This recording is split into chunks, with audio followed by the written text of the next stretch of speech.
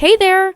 Did you know that more than 90% of people watching haven't subscribed yet? If you're enjoying the stories we share, just take a moment to hit that subscribe button. It's totally free and helps us keep creating the content you love. There was a certain rhythm to Claire's life, calm, predictable, and full of responsibilities. Married to Daniel for 5 years, she had embraced motherhood with everything she had. Their son, Noah, had just turned 3. And though raising a toddler had its exhausting moments, Claire loved being a mother. Daniel worked as an accountant in a mid-sized firm, often coming home late, his shoulders slumped under stress, his eyes glazed over with numbers and spreadsheets. In the beginning, Daniel had been attentive, even romantic. He would surprise her with breakfast in bed, spontaneous weekend trips, and handwritten notes tucked into her purse. But somewhere between mortgage payments and the never-ending demands of adult life, that tenderness began to fade. They weren't unhappy exactly, just distant. Claire noticed the change first during Noah's 2nd birthday. While she decorated the house with balloons and set up the cake table, Daniel was on a work call in the other room. He emerged just in time to sing the birthday song, but his presence felt more like an obligation than a joy. Still, Claire tried to be understanding. Daniel was doing his best to provide for them, and she couldn't fault him for being tired. She kept the house running, made sure Noah was well taken care of, and filled her own emptiness with long walks, parenting blogs, and the occasional phone call with her sister. It was during one of those slow, lonely days that Julian came back into their lives. Julian was Daniel's cousin. The two had grown up like brothers, inseparable during childhood, though their paths diverged in adulthood. Julian was a bit of a free spirit, the kind who never stayed in one place for too long. He'd been abroad for a few years, working freelance in photography, traveling from city to city, collecting stories with his camera. One late spring afternoon, Daniel walked in with Julian by his side.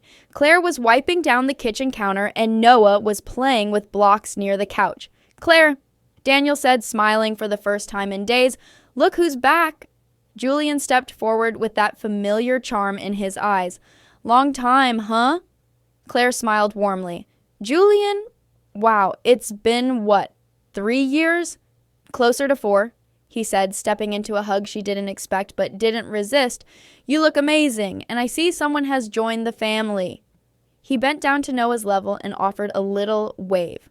"Hey there, buddy."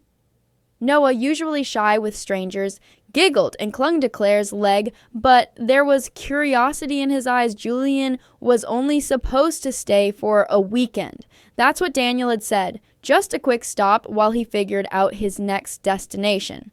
But as the weekend came and went, Julian showed no signs of leaving, and strangely, Daniel didn't seem to mind. If anything, he seemed relieved to have someone else around, someone to help distract from the tension that had crept into their home like a slow fog.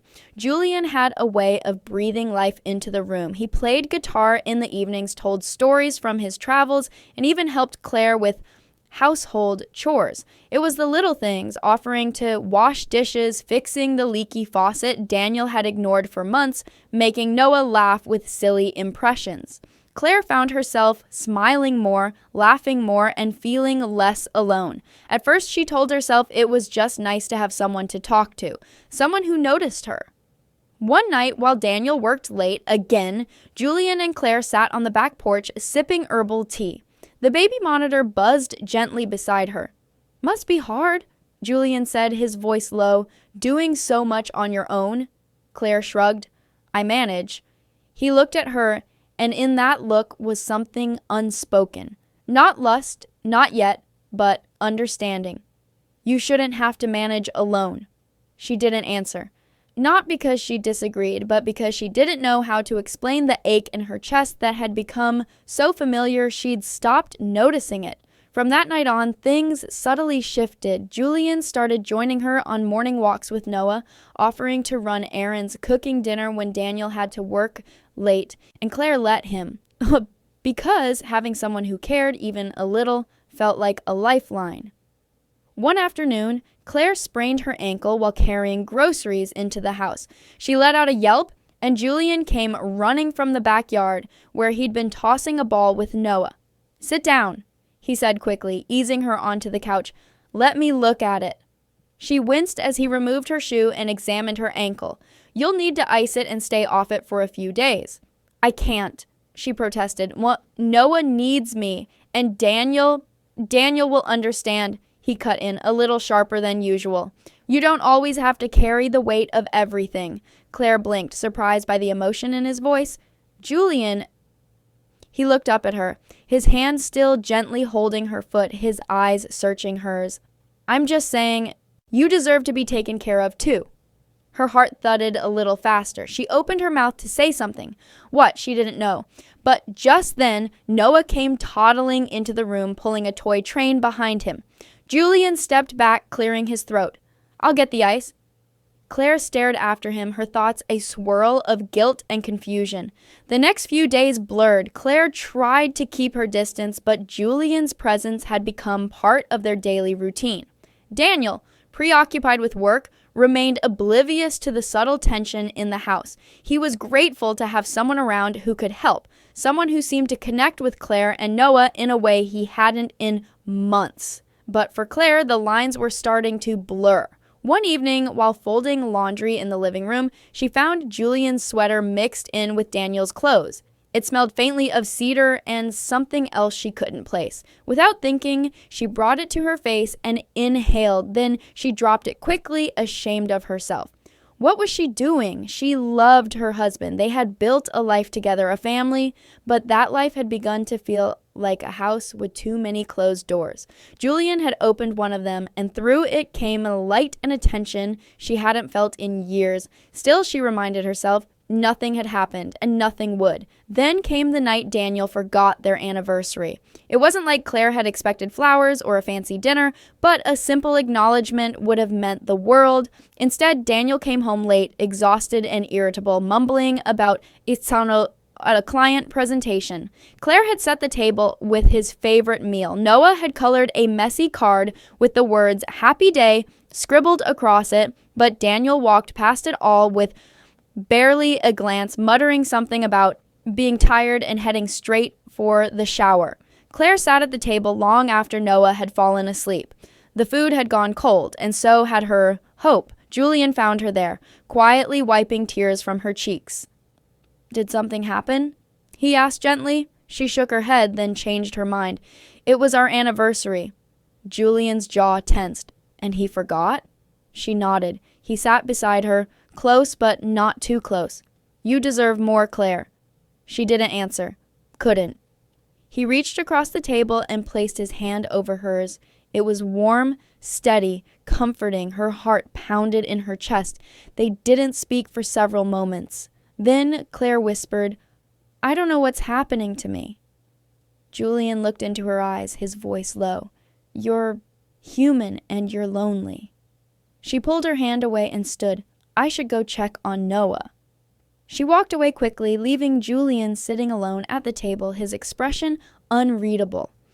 That night, Claire lay awake in bed, her thoughts tangled. She felt something growing, something dangerous but impossible to ignore. She wasn't sure where it would lead, but she knew things had already changed. A boundary had been crossed, even if it was only in her heart.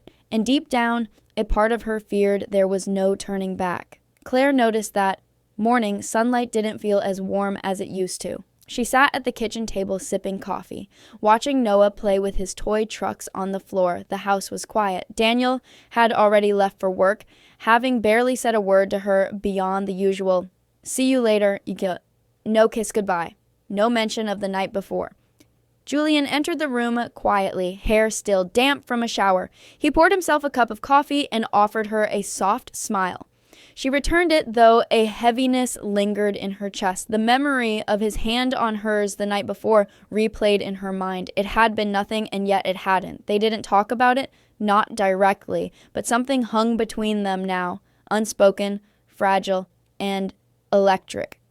Over the next week, Claire found herself overthinking everything. When Julian brushed past her in the hallway, when he offered to carry Noah to bed, when he laughed at something she said, every moment felt charged. And still she told herself it was all innocent. She was just tired, emotional, needy, that was all. But then came the stormy Saturday. Daniel had promised to take them to the park to finally spend a day together as a family. Claire had been looking forward to it, not because of the park, but because she missed him. Missed them. She'd even made sandwiches, packed snacks, and dressed Noah in his favorite dinosaur hoodie. But when Daniel's work call dragged past noon and the rain began to fall, Claire knew the day was slipping away. "I have to go into the office," Daniel said flatly, not even meeting her eyes. "Today?" she asked, trying to keep her voice calm. "You promised." "I know, but this is important. It's just one afternoon." Claire didn't argue. She just nodded and helped Noah out of his shoes, pretending her heart hadn't just sunk again. After Daniel left, Julian offered to take them for a drive. Rain or not, he said, we could all use a change of scenery. They ended up at a quiet hill overlooking the lake just outside town.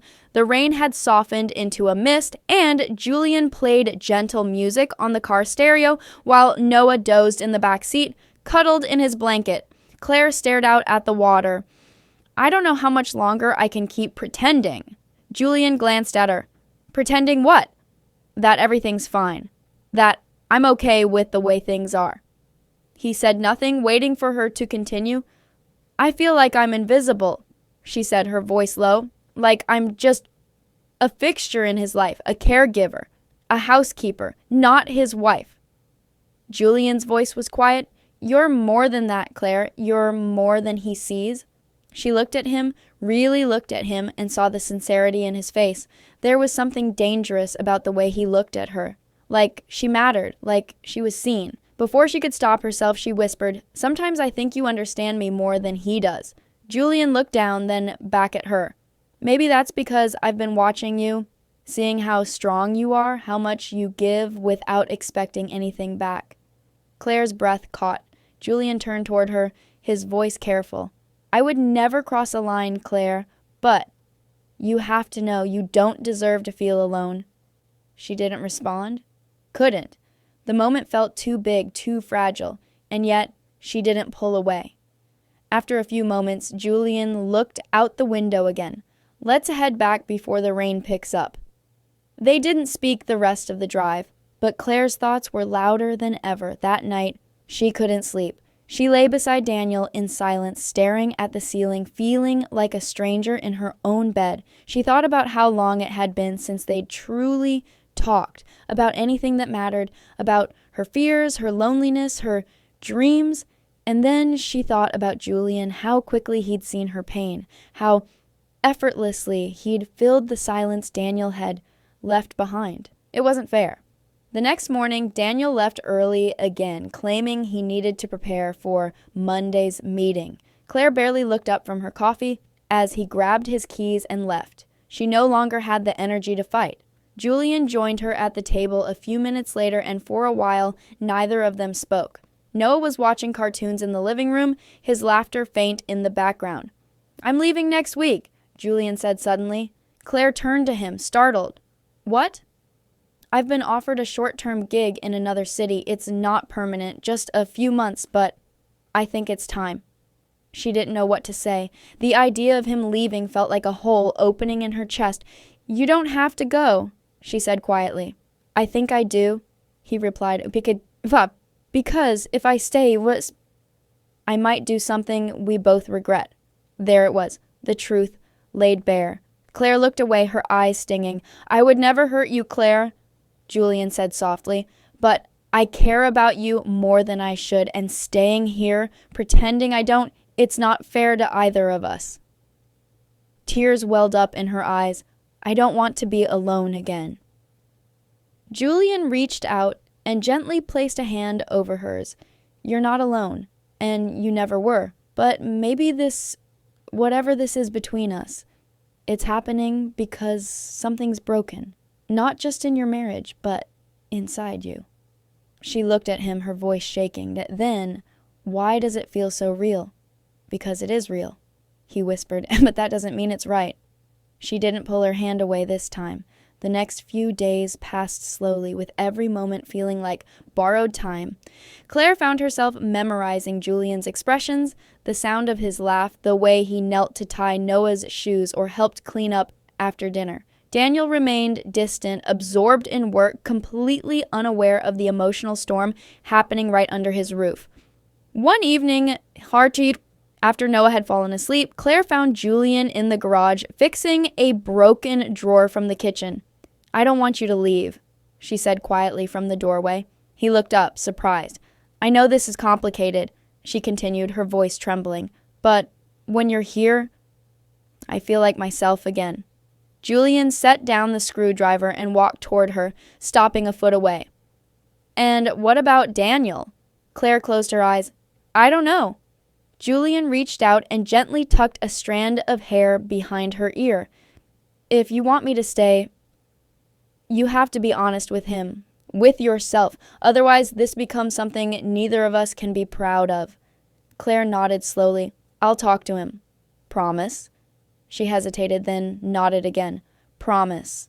That night, Claire waited for Daniel to come home, heart pounding. She rehearsed what she would say, how she felt, what she needed, how they had slowly drifted apart. She wasn't even sure if she wanted to confess everything, but she had to start somewhere. When Daniel finally walked through the door, she took a deep breath. "Can we talk?" she asked. Daniel looked tired, but he nodded and followed her into the living room. Claire poured out everything, the loneliness, the forgotten anniversaries, the emotional wall between them. Daniel sat quietly, hands clasped, jaw tight. "So this is my fault?" "I'm not blaming you," Claire said, her voice breaking. "I just want us to fix it. I want us to see each other again." There was a long pause. Daniel finally spoke. "And Julian?" Claire froze. "I'm not stupid, Claire," he said quietly. "I've seen the way he looks at you. The way you look at him." Tears slipped down her cheeks. "Nothing happened." "But you wanted it to." She didn't answer. The silence was loud enough. Daniel stood, pacing. "You let him into our home, around our son. And now you're telling me I've been gone too much?" Claire stood too. "Because you have been gone. You checked out a long time ago, Daniel. I've been raising our child alone, keeping this house running, trying to pretend I'm not invisible to the man I married." He stared at her, a flicker of guilt in his eyes. Claire wiped her tears. "Julian gave me back something you didn't even realize I lost myself." Daniel didn't respond. He just turned and walked into the other room, leaving Claire standing in the living room, broken and exhausted.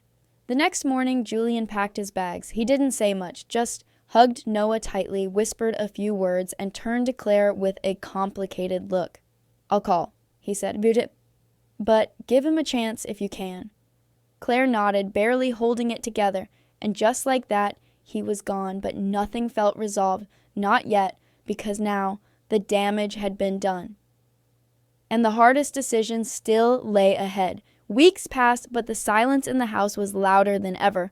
With Julian gone, Claire found herself facing the full weight of everything that had happened. There were no more glances exchanged in the kitchen, no quiet talks on the porch, no one to catch her gaze with understanding when the room felt heavy. Daniel had withdrawn into himself even further. They went about their routines as if on autopilot, meals, laundry, bedtime stories for Noah, but the warmth between them was gone. What remained was politeness wrapped around a fragile structure, a house that still stood but no longer felt like home. Claire tried to hold it together for Noah. He was the only light that still felt pure. Every time he ran into her arms or giggled at the breakfast table, she reminded herself of why she had stayed, of what mattered most. One chilly Saturday morning, Claire decided to break the silence. "We can't keep doing this, Daniel," she said as she folded laundry in their bedroom. Daniel sat on the edge of the bed, staring at his phone. He didn't look up. "We have to talk," she continued. Pretending this distance, it's not good for us. It's not good for Noah." Daniel finally set his phone down. "What do you want me to say, Claire? That I'm not angry? That I'm not hurt?" "I'm not asking you to pretend," she said, voice shaking. "I'm asking you to try, to talk to me, to tell me what's still left between us, if anything." He looked at her, really looked at her, for the first time in weeks. I don't know if I can trust you again. Claire nodded slowly. That's fair. She sat down beside him, not too close. You didn't lose me overnight, Daniel. It happened slowly, piece by piece, and I know I hurt you. I never meant to, but I was drowning, and I felt like no one even noticed. He rubbed his forehead, the weight of it all settling in his shoulders. You should have told me. I tried, she whispered, so many times. The silence stretched out between them, this time not angry, but heavy with regret. Claire stood and walked to the door. I'm going to take Noah to the park, she said. If you want to come, we'd like that. She didn't wait for an answer. At the park, Claire pushed Noah on the swings, watching his joy as he soared through the air. She smiled, but it didn't reach her eyes. Every moment reminded her of the life she once pictured, one full of laughter and love, not the quiet ache of disappointment. As she sat on the bench, watching Noah run toward the slide, she felt a presence beside her. She turned and was surprised to see Daniel. He sat silently for a moment, then let out a breath. I've been angry, really angry. Claire looked at him, unsure where he was going. But I've also been thinking, he said, about what I've done or didn't do, about how I let work, pressure, everything else come before us. She stayed quiet, giving him space to speak. I didn't cheat, Claire, but I failed you in other ways. I stopped being your partner. I thought just being in the same house was enough, but it wasn't. Claire felt her throat tighten. And now? Daniel looked at her. I don't know how we fix this, but I want to try. She searched his eyes for any hesitation. There was pain there, but also something else, sincerity. I want to try too, she said, voice barely above a whisper. They sat there watching Noah, saying nothing more. But the silence now felt different, not empty, but open, like the start of something new. Over the next few weeks, things didn't magically heal, but change began, small, hesitant steps. Daniel came home earlier, helped more with dinner, started asking Claire about her day. They even began going for evening walks together, holding hands again, with the awkwardness of people rediscovering something they thought was lost. Claire also began therapy on her own, determined to understand her choices, her loneliness, her needs. She didn't want to repeat the same patterns or bury her pain under busyness. She needed to grow for herself, for Daniel, for Noah. Daniel joined her for a few sessions. They talked, really talked, for the first time in years, about the past, their hurts, their fears, and their hopes. It was hard, sometimes painful, but it was real. Julian, true to his word, stayed away. He texted once just to check in and say he hoped she was okay. Claire replied with a simple thank you and never heard from him again. She missed him, yes, but more than that, she missed the version of herself she had been around him, the one who felt seen and understood. Slowly, she began finding that version again within her own strength, not someone else's validation. One spring afternoon, Daniel surprised her with a picnic in the backyard, just the three of them, sandwiches, music, and laughter that felt light instead of forced. As the sun began to set, Claire leaned into Daniel's side, their fingers intertwined. Do you think we'll be okay?